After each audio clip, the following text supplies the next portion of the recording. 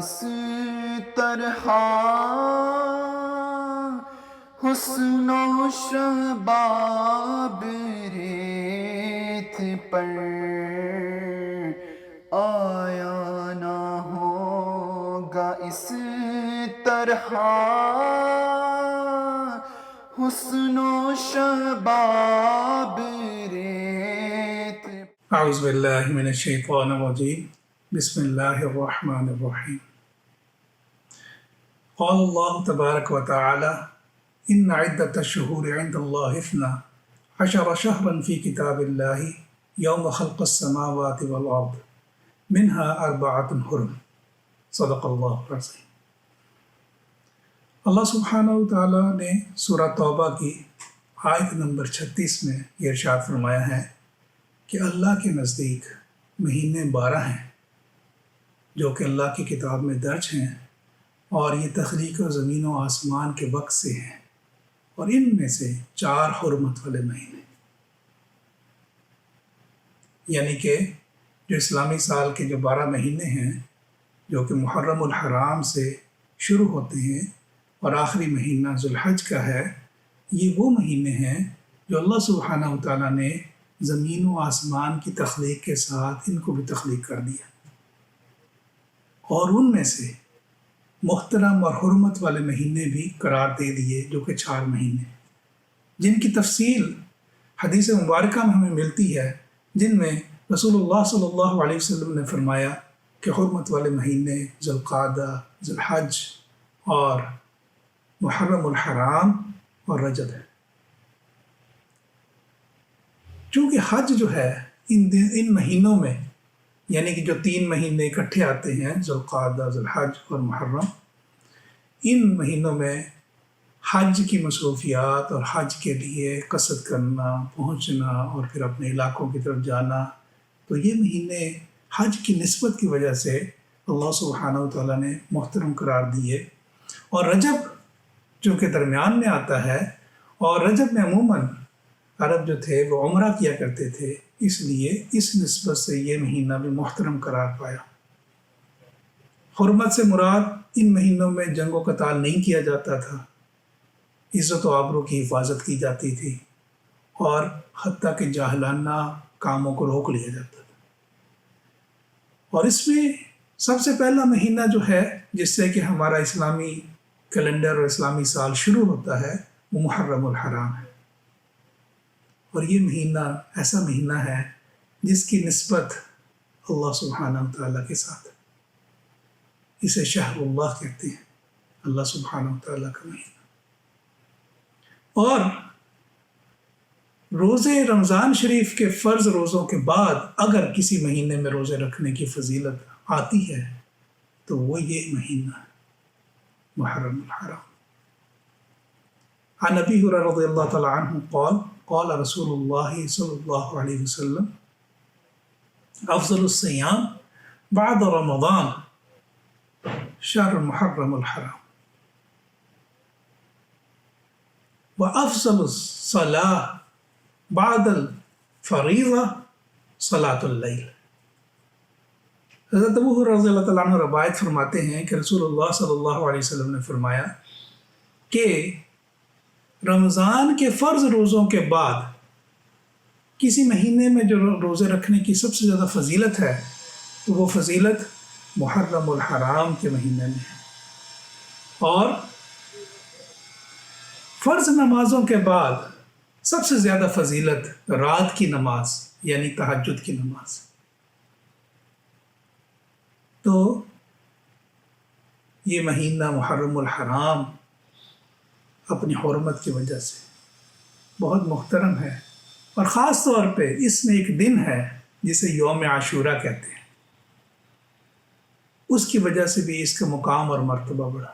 یوم عاشورہ 10 محرم الحرام، یہ وہ دن ہے جس کی تاریخ کافی پرانی ہے. اگر ہم کتابوں کو دیکھیں تو اس میں درج ہے کہ آدم علیہ السلام کی توبہ اللہ سبحانہ و تعالیٰ نے 10 محرم الحرام کو قبول کی. حضرت ادریس علیہ السلام کو اللہ سبحانہ و تعالیٰ نے 10 محرم الحرام کو آسمانوں پہ اٹھایا.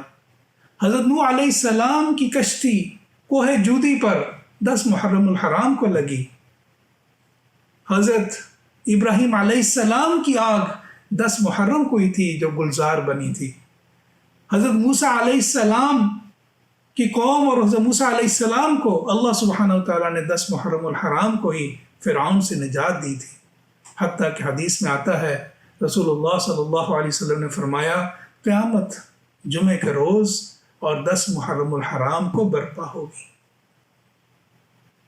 اس لیے اس دن کی فضیلت، اس کے مقام اور اس کے مرتبے میں کوئی شک نہیں، اور حتیٰ کہ ایام جاہلیت میں لوگ اس دن روزہ رکھا کرتے تھے 10 محرم الحرام کو، اور جب مسلمانوں پہ ابھی روزے فرض نہیں ہوئے تھے تو مسلمان اس دن 10 محرم الحرام کو لازمی روزہ رکھتے تھے، جو کہ مختلف احادیث میں ملتا ہے۔ رسول اللہ صلی اللہ علیہ وسلم اس دن روزہ رکھا کرتے تھے اور اس کی تاکید فرمایا کرتے تھے، بلکہ ایک حدیث میں آیا کہ مدینہ شریف میں رسول اللہ صلی اللہ علیہ وسلم نے فرمایا کہ لوگوں کو منادی کر دو آج کے دن 10 محرم الحرام ہے کہ وہ روزہ رکھیں۔ ہاں، جب رمضان المبارک کے روزے فرض ہوئے اس کے بعد 10 محرم الحرام کا روزہ جو ہے یہ ایک آپشنل، یعنی کہ اگر کوئی رکھنا چاہے رکھ لے، ایک مستحب عمل ہے، لیکن اس کی فضیلت یہ ہے کہ رسول اللہ صلی اللہ علیہ وسلم نے فرمایا کہ اس دن کا روزہ 1 سال کا کفارہ ہے، 1 سال کے گناہوں کا کفارہ ہے اس دن کا روزہ۔ اس کے علاوہ جب نبی کریم صلی اللہ علیہ وسلم مکہ سے مدینہ تشریف لائے تو انہوں نے دیکھا کہ یہود جو ہیں اس دن روزہ رکھتے ہیں 10 محرم الحرام کو۔ ان سے پوچھا گیا کہ آپ اس دن کیوں روزہ رکھتے ہو؟ تو وہ کہنے لگے کہ ہمارے نبی حضرت موسیٰ علیہ السلام کو اللہ سبحانہ وتعالیٰ نے فرعون سے نجات دلائی تھی، تو ہم اس کے شکرانے میں اس دن روزہ رکھتے ہیں۔ تو رسول اللہ صلی اللہ علیہ وسلم نے فرمایا کہ حضرت موسیٰ علیہ السلام کا ہم پہ زیادہ حق ہے، مجھ پہ زیادہ حق ہے، اور ہم اگلے سال 9 اور 10 محرم الحرام، کیونکہ نبی پاک صلی اللہ علیہ وسلم نے فرمایا کہ یہود کی ہم نے مماثلت نہیں کرنی۔ اس لیے علماء کہتے ہیں کہ بڑا مستحب عمل ہے 10 محرم الحرام کا روزہ، لیکن اس کے ساتھ 9 محرم الحرام کا روزہ رکھا جانا مستحب ہے۔ اگر 9 کا نہ رکھ سکیں تو 11 کا ملا لیں، لیکن یہ تو دن ہی ایسا دن ہے، یہ تو دن، اور یہ دن تاریخ میں وہ اہل بیت کی لازوال قربانیوں کی وجہ سے تو لازوال ہو گیا۔ اس دن حضرت امام حسین علیہ السلام اور اہل بیت کے ان جمع مردوں نے وہ تاریخ رقم کی جس کی داستان نہیں ملتی داستان۔ یہ دن اس لیے بھی ہمارے لیے یاد رکھنے والا دن ہے، اور اس دن کے ساتھ ہماری دلی نسبت اس لیے بھی ہے کہ اس دن کربلا کا واقعہ ہوا، اس دن حق و باطل کی لڑائی ہوئی، قتل حسین اصل میں مرگ یزید ہے، اسلام زندہ ہوتا ہے ہر کربلا کے بعد۔ یہ وہ دن ہے جب اسلام دوبارہ زندہ ہو، یہ وہ دن ہے کہ جب حضرت امام حسین نے باطل کے آگے جھکنے سے انکار کیا اور قربانی کی ایسی لازوال داستان رقم کی جس کی مثال نہیں، اور اس قربانی کے دوران صبر کیا، شکر کے اعلیٰ مقام پہ ان کو پایا گیا، اور وہ ان تمام لوگوں کے لیے مشعل راہ ہے کہ جو دین پر چلتے ہوئے مصیبتیں جھیلتے ہیں، ان کے لیے یہ مشعل راہ ہے رسول اللہ صلی اللہ علیہ وسلم کے خاندان کی یہ قربانی۔ یہ تو ایسی قربانی ہے کہ اس کا بیان کرتے ہوئے دل کلیجے کو آتا ہے۔ کیا بیان کریں؟ کیا بچوں کی قربانی بیان کریں؟ کیا اہل بیت کی ان بیویوں کی قربانی بیان کریں، کیا ان جوانوں کی قربانی بیان کریں۔ 60 ہجری میں حضرت امیر معاویہ رضی اللہ تعالیٰ عنہ کا انتقال ہوتا ہے، یزید کو تخت پہ بٹھایا جاتا ہے اور یزید کے لیے زبردستی بیعت لی جاتی ہے، اور مدینہ کے گورنر ولید بن عقبہ کو یہ ٹاسک دیا جاتا ہے کہ آپ ان نامور صحابہ اکرام سے بیعت لیں تاکہ امت مسلمہ جو ہے یزید کے ہاتھ پر بے چون و چرام بیعت کر لے۔ نامور صحابہ میں سے کون سے تھے؟ حضرت امام حسین رضی اللہ تعالیٰ عنہ تھے، حضرت عبداللہ بن زبیر رضی اللہ تعالیٰ عنہ تھے، حضرت عبد الرحمن بن ابو بکر رضی اللہ تعالیٰ عنہ تھے۔ یہ وہ لوگ تھے جن سے بیعت، اور یہ لوگوں نے انہوں نے خاموشی سے وہاں سے مکہ کی طرف نکل گئے، بیعت نہیں کی۔ حضرت امام حسین کو گورنر نے بلا کے اس نے ان کے ساتھ تھوڑی جو ہے سختی کرنے کی کوشش کی۔ حضرت امام حسین اگلے دن مکہ چلے گئے، مکہ مکرمہ گئے، وہاں حج کی سعادت حاصل کی، اور ادھر کوفہ کے لوگوں نے حضرت امام حسین کو خطوط لکھنے شروع کیے کہ ہمارے اوپر ایک ظالم اور جابر بادشاہ آ گیا ہے اور ہم اپنی بیعت آپ کو دینا چاہتے ہیں، آپ آئیں، امت مسلمہ کی رہنمائی فرمائیں، اور امت مسلمہ کو آپ جیسے رہنما کی ضرورت ہے۔ جب خطوط اتنی زیادہ تعداد میں آنے لگے تو تب حضرت امام حسین رضی اللہ تعالیٰ عنہ نے اپنے چچیرے بھائی حضرت مسلم بن عقیل کو ان کے بچوں کے ساتھ کوفہ بھیجا تاکہ وہ معاملات کا جائزہ لے سکے۔ جب وہ کوفہ پہنچے، کوفہ کے لوگوں نے ان کا بڑی گرم جوشی سے خوش آمدید کیا ان کو، اور پہلے دن ہی ان کے ہاتھ کے اوپر 14,000 لوگوں نے بیعت کی، اور حضرت مسلم بن عقیل نے حضرت امام حسین رضی اللہ تعالیٰ عنہ کو لکھ بھیجا کہ آپ تشریف لائیں، لوگ چشم برا ہیں۔ ادھر حضرت امام حسین رضی اللہ تعالیٰ عنہ اپنے خاندان کے ساتھ، اپنے چچیرے بھائیوں کے ساتھ، اپنے باقی اہل بیت کی ساتھیوں کے ساتھ وہ اپنے سفر کا آغاز کرتے ہیں۔ ادھر نیا اسلامی سال کا آغاز ہوتا ہے، ادھر یہ کاروان عشق اپنی منزل کی طرف چلتا ہے، جس کی منزل کی نشاندہی رسول اللہ صلی اللہ علیہ وسلم کئی سال پہلے ہی کر چکے تھے کہ جب ہماری ماں ام سلمہ کو رسول اللہ صلی اللہ علیہ وسلم نے فرما دیا تھا کہ اس طرح میرے نواسے کو شہید کیا جائے گا، وہ اس منزل کی طرف وہ کاروان چلتا ہے۔ ادھر کوفہ میں حالات بدلتے ہیں۔ گورنر نعمان بن بشیر جو کہ اہل بیت کا عزت و اکرام کرنے والا ہے، اس کو ہٹا کے یزید عبداللہ بن ابن زیاد جیسے ظالم فاسق انسان کو گورنر لگاتا ہے۔ وہ اپنے ظلم و بربریت کا دور شروع کرتا ہے۔ ادھر ظلم و بربریت کی آواز اٹھتی ہے، ادھر اہل کوفہ کی مدد چھٹنے لگتی ہے، اور جب حضرت مسلم بن عقیل کو محل بلایا جاتا ہے تو پیچھے مڑ کے دیکھتے ہیں تو کوئی ان کا ساتھی نہیں ہوتا، اور وہ عالم بھی ہوتا ہے کہ کوفے کے گھر جو ہیں کوئی پناہ دینے والا نہیں حضرت مسلم بن عقیل کو، اور حضرت مسلم بن عقیل کی مظلومانہ شہادت ہوتی ہے۔ ادھر کاروان عشق نکل چکا ہے، رستے میں حضرت امام حسین رضی اللہ تعالیٰ عنہ کو خبر ملتی ہے اور انہیں معاملات بتائے جاتے ہیں کہ وہاں تو حالات بدل چکے، آپ واپس تشریف لیں۔ اس سے پہلے بھی جب مکہ مکرمہ سے حضرت امام حسین رضی اللہ تعالیٰ عنہ روانہ ہونے لگے تھے، تب صحابہ اکرام نے سمجھایا کہ آپ کوفہ کے لوگوں کے اوپر اکتفا نہ کریں، ان کے دل تو آپ کے ساتھ ہیں لیکن تلواریں جو ہیں وہ یزید کے ساتھ ہیں، وہ آپ کا ساتھ نہیں دیں گے۔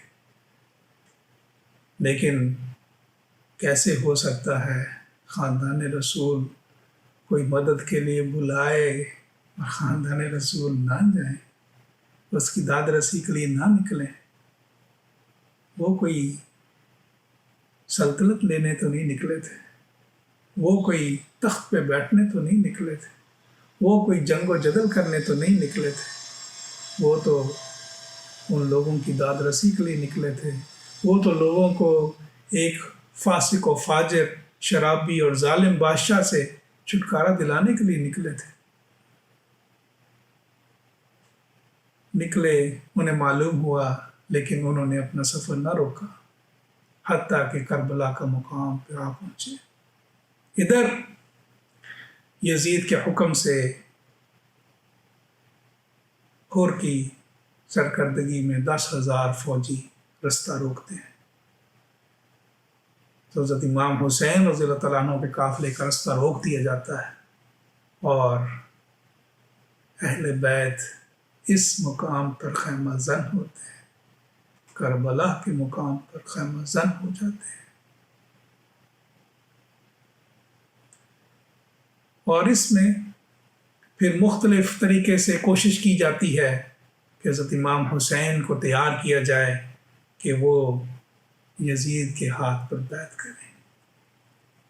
شاہ است حسین، بادشاہ است حسین، دین است حسین، دین پناہ است حسین، سرداد نہ داد دست درد دست یزید، حقا کے بنا لا الہ است حسین۔ وہ تو سروں کا سودا کرنے والے، ایسا ہاتھ اس فاسق کے ہاتھ میں یہ ہاتھ آ سکتا تھا؟ اور جب ابن زیاد دیکھتا ہے ان کا عزم، ان کا جوش، ایمان، ولولہ، ادھر فوج بڑھائی جا رہی ہے، ادھر ظلم و بربریت بڑھائی جا رہی ہے، ادھر استقامت، صبر، اور کہ پہاڑ کھڑے ہیں سامنے، حتیٰ کہ وہ وقت بھی چشم فلک دیکھتا ہے کہ روئے زمین کے سب سے زیادہ مکرم ہستیاں، ان کے لیے ان کے پیروکار ہی پانی روک دیتے ہیں۔ روئے زمین کی سب سے مقرب ہستیوں کے پیروکار بھی ان کا پانی روک دیتے ہیں، اور فرات کا پانی روک دیا جاتا ہے۔ کس کے لیے روک دیا جاتا ہے؟ خاندان رسول صلی اللہ علیہ وسلم کے لیے روک دیا جاتا ہے۔ میں اکثر سوچا کرتا تھا کہ یہ کیسے ہو سکتا ہے؟ کیسا کوئی مسلمان ہے کہ وہ نبی رسول صلی اللہ علیہ وسلم، نواس رسول، سواری رسول صلی اللہ علیہ وسلم، کہ رسول اللہ صلی اللہ علیہ وسلم ایک شانے پہ حضرت امام حسن اور ایک پہ حضرت امام حسین کو بٹھائے پائے نکل رہے ہیں، اور صحابی فرما رہے ہیں کہ یا رسول اللہ کیا خوبصورت سوار ہے۔ تو رسول اللہ صلی اللہ علیہ وسلم فرماتے ہیں کیا خوبصورت سواری ہے جس پہ سوار ہیں۔ الحسن والحسین شباب اہل الجنہ، میرے حسن اور حسین تو جنت کے نوجوانوں کے سردار ہیں، وہ نوجوانوں کے سردار جن کے ہاتھ میں جنت کی کنجیاں ہیں، تم ان کا پانی روکتے ہو، تم ان کو اذیت دیتے ہو۔ میں سوچتا تھا یہ کیسے ہو سکتا ہے؟ پھر قرآن ہی جواب دیتا ہے کہ جب شیطان نے انکار کیا تھا سجدے سے، تو شیطان کہاں تھا؟ اللہ کے دربار میں۔ کوئی کسی کی مجال ہو سکتی ہے کہ وہ اللہ کا دربار دیکھ لے، فرشتوں کو دیکھے، اللہ کی جلالت کو دیکھا ہو، اور پھر وہ انکار کرے اللہ کے حکم کے اوپر؟ لیکن تکبر ایسی چیز ہے جو اندھا کر دیتی ہے، اور یہ وہ شیطان کے وہ پیروکار تھے کہ جن کی آنکھوں کو اندھا کر دیا۔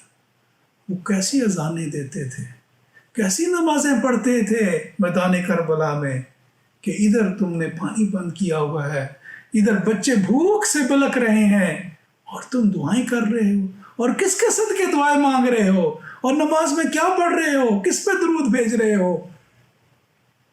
نبی صلی اللہ علیہ وسلم اور آل نبی پہ۔ آل نبی تو تمہارے سامنے ہیں، کیسی نماز پڑھ رہے ہو؟ اللہ اکبر۔ یہ لالچ ہوس ایک ایسی چیز ہے انسان کو اندھا کر دیتی ہے۔ جن کی خاک پاہ آنکھوں کا سرما ہونا چاہیے تو ان کے لیے پانی روک کے بیٹھے۔ 7 محرم الحرام کو اہل بیت کا پانی روکا جاتا ہے۔ اہل بیت عزم و استقلال کے اوپر ویسے ہی ڈٹے رہتے ہیں۔ بار بار یہی پیغام دیا جاتا ہے کہ ایک ہی حل ہے، یزید کے ہاتھ پر ہاتھ، اور ادھر سے ایک ہی جواب آتا ہے، سرداد سرداد نہ داد دست، سر دے دیں گے ہاتھ نہیں دیں گے، ایک ہی جواب آتا ہے۔ 9 محرم الحرام کی رات اب اعلان ہو جاتا ہے کل جنگ ہے، تو 9 محرم الحرام کو امام ذی مقام اپنے خیمے میں اپنے جانثاروں کو بلاتے ہیں، ان کو اپنے خیمے میں بلاتے ہیں۔ سوچیں کیا وہ جانثار ہوں گے، کیا وہ جانثار ہوں گے، ان کو بلاتے ہیں خیمے میں اور ایک تقریر فرماتے ہیں۔ وہ کہتے ہیں کہ یہ لوگ میری جان کے دشمن ہیں اور میں نے تو جھکنا نہیں، میں تو اپنے نانا کا دین لیے کھڑا ہوں، میں نے تو اپنے نانا کے دین کا علم پکڑا ہوا ہے، میں اس کے لیے کھڑا ہوں، میں اپنی جان دے دوں گا لیکن اپنے نانا کے دین کا علم نیچے نہیں جانے دوں گا۔ لیکن میں تمہیں رخصت دیتا ہوں کہ تم رات کے اندھیرے میں یہاں سے نکل جاؤ، اور میں اب چراغ گل کر رہا ہوں، مجھے کوئی نظر نہیں آ رہا تم میں سے کون میرا ساتھ چھوڑ رہا ہے، اور میں تم سے گلہ بھی نہیں کروں گا کہ تم نے میرا ساتھ چھوڑ دیا۔ اب جب دوبارہ چراغ روشن ہوتا ہے، کوئی وہاں سے سرکتا بھی نہیں، کوئی اس جگہ سے سرکتا بھی نہیں اپنی جگہ سے۔ یہ تھے وہ جن کو اللہ فرماتے ہیں ان اللہ اشتری من المؤمنین انفسهم واموالهم بان لهم الجنہ۔ یہ وہ مومنین ہیں جو اپنی جانوں اور مالوں کے بدلے جنت کا سودا کرتے ہیں۔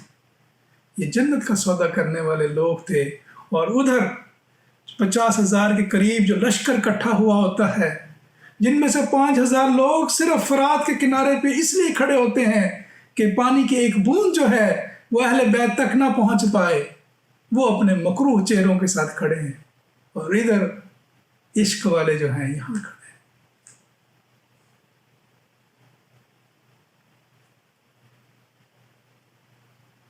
اور پھر اگلے دن 10 محرم الحرام کو وہ معرکہ شروع ہوتا ہے۔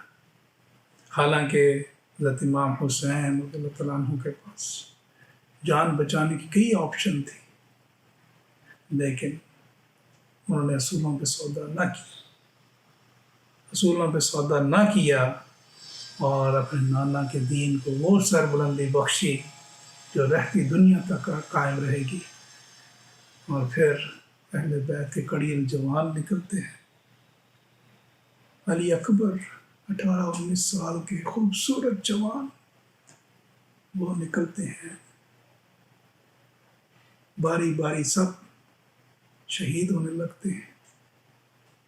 ظاہر ہے ایک جوان نکلتے ہیں، وہاں سے ہزاروں لوگ، اور وہ کاٹتے چلے جاتے ہیں، اور جب ان کو سمجھ آتی ہے کہ ہم ایک ایک کر کے نہیں لڑ سکتے، تیروں کی بچھاڑ کرتے ہیں، اور ایسے ایک ایک کر کے گلشن فاطمہ کے پھول جو ہیں ریت پہ آتے ہیں، ایک ایک کر کے گلشن فاطمہ کے پھول جو ہیں ریت پہ آتے ہیں۔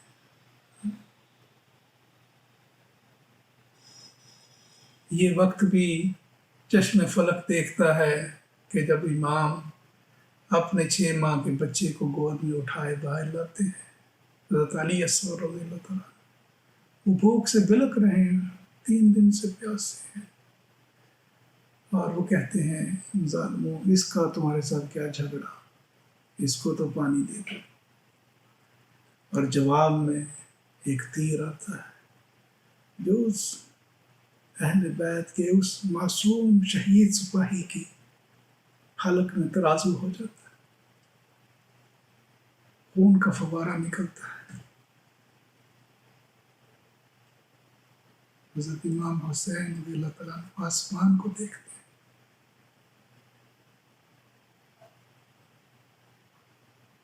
علی اصغر کو لٹا دیتے ہیں۔ حضرت عباس رضی اللہ تعالیٰ عنہ اپنے بھائی کی خاندان کے لیے کہتے ہیں میں پانی لے کے آتا ہوں، میں بی بی سکینہ آپ کے لیے پانی لاتا ہوں۔ نکلتے ہیں، جائے کہ 5000 روکنے والے، لیکن وہ تو علی شیر خدا کی اولاد میں سے ہیں، ان کو کون روک سکتا تھا۔ پہنچتے ہیں، پانی بھر لیتے ہیں، واپس آتے ہیں، تیروں کے بوچھاڑ کر دی جاتی ہے، مشکیزہ تیروں سے چھلنی اور پانی گر رہا ہے، اور حتیٰ کہ دونوں بازو شہید کر دیے جاتے ہیں۔ وہ دانتوں میں اس کو پکڑ کے وہ کہہ رہے ہیں کہ میں آج اپنا وعدہ پورا کرنا ہے، میں نے اسے پہنچانا ہے، اور اس حالت میں وہ شہید ہوتے ہیں۔ حضرت امام حسین رضی اللہ تعالیٰ عنہ ان کی شہادت پہ بیٹھ جاتے ہیں۔ یہ وہ ایک ایک کر کے آیا نہ ہوگا اس طرح حسن و شباب ریت پر، آیا نہ ہوگا اس طرح حسن و شباب ریت پر، گلشن فاطمہ کے تھے سارے گلاب ریت پر، عشق میں کیا بچائیے عشق میں کیا لٹائیے، آل نبی نے لکھ دیا سارا نصاب ریت پر۔ اور اخیر حضرت امام حسین رضی اللہ تعالیٰ عنہ نکلتے ہیں، اور پھر گمسان کی جنگ ہوتی ہے، بڑے لوگوں کو جہنم رسید کرتے ہیں، لیکن وہی جب چاروں طرف سے تیروں کے بچھاڑ ہو رہی، جب زخمی ہو کے گرتے ہیں، اور کیا کرتے ہیں؟ سجدہ شکر ادا کرتے ہیں، ایسی حالت میں اپنے رب کا شکر ادا کر رہے ہیں، ایسی حالت میں اس جبین کو اس رب کے آگے جھکا رہے ہیں کہ یا اللہ تیرا شکر، ایسی حالت میں اپنے رب کو حمد و ثنا کر رہے ہیں۔ نماز تو وہ جو حضرت امام حسین نے ادا کی، نماز تو وہ جو انہوں نے پڑھی، شہید کر دیا جاتا ہے، ظالموں نے نہ صرف شہید کیا، سر کو تن سے جدا کیا۔ ظلم و بربریت کی یہ داستان ہے کہ میرے پاس الفاظ نہیں کہ میں بیان کروں، میں اپنی ماں کے بارے میں کیا بیان کروں کہ جن کو کبھی کسی نے دیکھا نہ ہو، ان کے بارے میں کیا بیان کروں کہ ان کو کیسے لے جایا گیا، دمشق کے بازاروں سے لے جایا گیا، کیسے خیموں کو آگ لگائی گئی، کیسے گھوڑے دوڑائے گئے، کیسے پانی چھوڑا گیا، اور اہل بیت کہ وہ معصوم، ان کے وہ جسے وہاں چھوڑ دیے گئے، وہ تو ایک قبیلے کے لوگوں نے دفنایا، اور سر مبارک کو ابن زیاد کو پیش کیا گیا۔ ابن زیاد نے چھڑی جو ہے لب مبارک پہ مارنے کی کوشش کی، تو انس بن مالک جو ادھر موجود تھے تڑپ کے اٹھ کھڑے ہوئے، اے مردود تو کیا کرتا ہے، ان پہ تو رسول اللہ صلی اللہ علیہ وسلم بوسے لیا کرتے تھے، تو چھڑی لگاتا ہے ادھر، ان کو تو بوسے لیتے تھے۔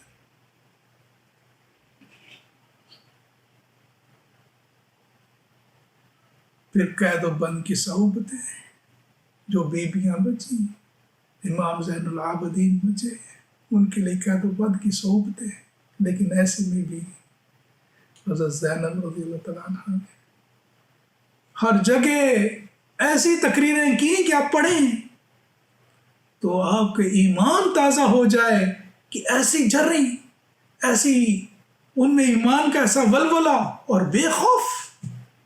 یزید کے دربار میں بھی انہوں نے تقریریں کی، ابن زیاد کے دربار میں بھی تقریریں کی۔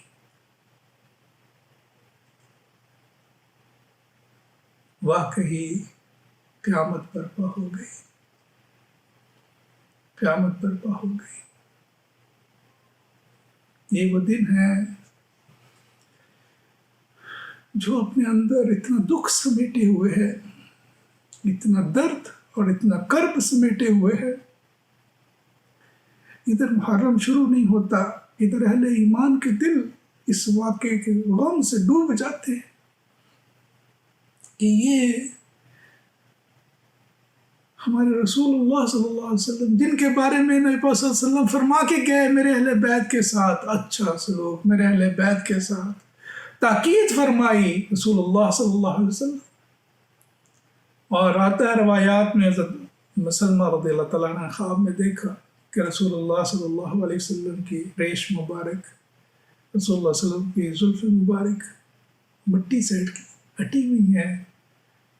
پریشانی سے پوچھا یا رسول اللہ یہ کیا معاملہ ہے؟ فرمانے لگے میں ابھی میدان کربلا سے آ رہا ہوں جہاں میرے نواسے کو شہید کر دیا۔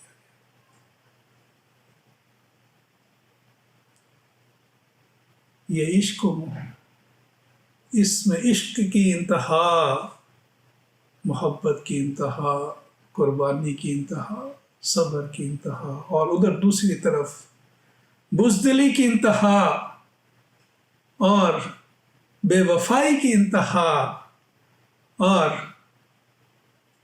دنیا کے پیچھے بھاگنے کی انتہا اور اخلاقی گراوٹ کی انتہا۔ دو انتہائیں دیکھی چشم فلک، دو انتہائیں دیکھی چشم فلک میں۔ ہمارے لیے کیا سبق ہے؟ یہ دن شروع دن سے ہی محترم تھا۔ کیوں تھا؟